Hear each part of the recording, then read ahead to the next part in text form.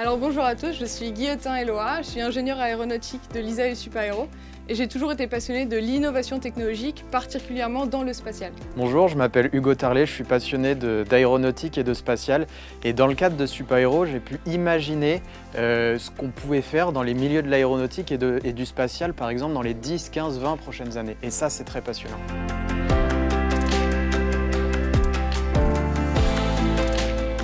Bonjour, Valentin Chaumel. Je m'intéresse depuis 3 ans au management de l'innovation dans les entreprises et je suis aujourd'hui doctorant à l'école polytechnique sur ce sujet. Avec Eloa, on s'est rencontrés dans un Startup Weekend, dans une autre école de la ville et on s'est dit c'est génial, nous on est passionnés de spatial, on va faire le même dans notre école sur le spatial à Supaéro. Et donc dès la première année, on a commencé à former un binôme de pairs pour la création d'entreprises. Ensuite, on a décidé de se spécialiser dans ce domaine. On a fait un master en innovation technologique à l'école polytechnique et on a décidé de continuer dans l'entrepreneuriat particulièrement avec le master XHEC de HEC Paris. Et avec ça, on a pu partir dans l'université de Berkeley, lancer notre entreprise en plein cœur de la Silicon Valley. Je travaillais dans le domaine de l'aéronautique et puis un jour, on m'a demandé de m'intéresser au domaine du spatial puisqu'il y avait là de s'y passer des choses. J'ai envoyé un soir tard à la fin d'une session de travail un message à Hugo. Quelques jours plus tard, on s'est appelé et c'est comme ça que j'ai pu lui partager les premières brides d'informations que j'avais compris. Puis après, il s'est forgé son opinion par lui-même. Pour la thèse de master, le point de départ, c'est une observation. On a observé que dans le milieu du spatial, il y avait 150 projets dans le monde de petits lanceurs qui étaient en train de se développer. Et pour la majorité de ces projets, c'était des projets entrepreneuriaux. La question qu'on s'est posée, c'est pourquoi il y en a autant ?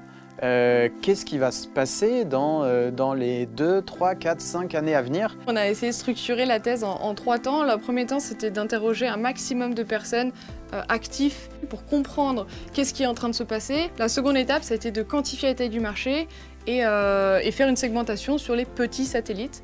La troisième étape, c'était de construire l'équation économique d'un petit lanceur. Est-ce que la taille du marché permet de compenser les coûts de développement et si oui, à partir de quand?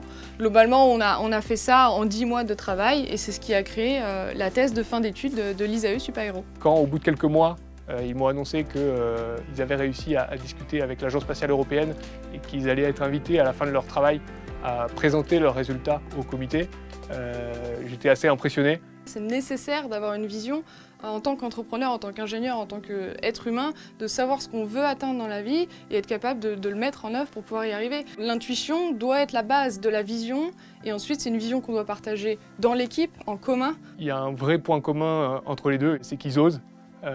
Quand ils ont une idée, ils se montent un plan. Ils arrivent à leur fin, même sur des sujets les plus ambitieux. Je me suis rendu compte que j'étais passionné par l'entrepreneuriat, ou en tout cas que c'était fait pour moi, quand j'ai compris qu'un entrepreneur devait dédier toute sa vie à son projet.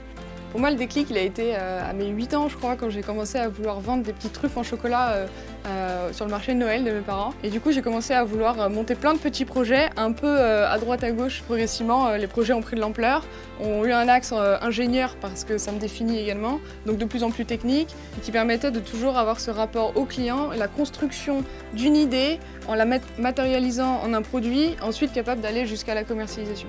C'est Valentin qui nous aide aussi à apporter la petite graine qu'il fallait supplémentaire à tout notre vécu. J'ai noué une amitié avec Hugo et Eloa et couplé à leur envie de faire, c'est vrai que ça a donné une collaboration fructueuse. Et pour demain, du coup, on est sur un projet. On reste encore pour l'instant entre nous et ça nous permet d'avancer beaucoup plus rapidement avant de sortir au grand public et de commencer à être pris dans l'engouement. Si on voit que ça marche, on se dévoilera à ce moment-là. Pour l'instant, c'est encore entre nous trois.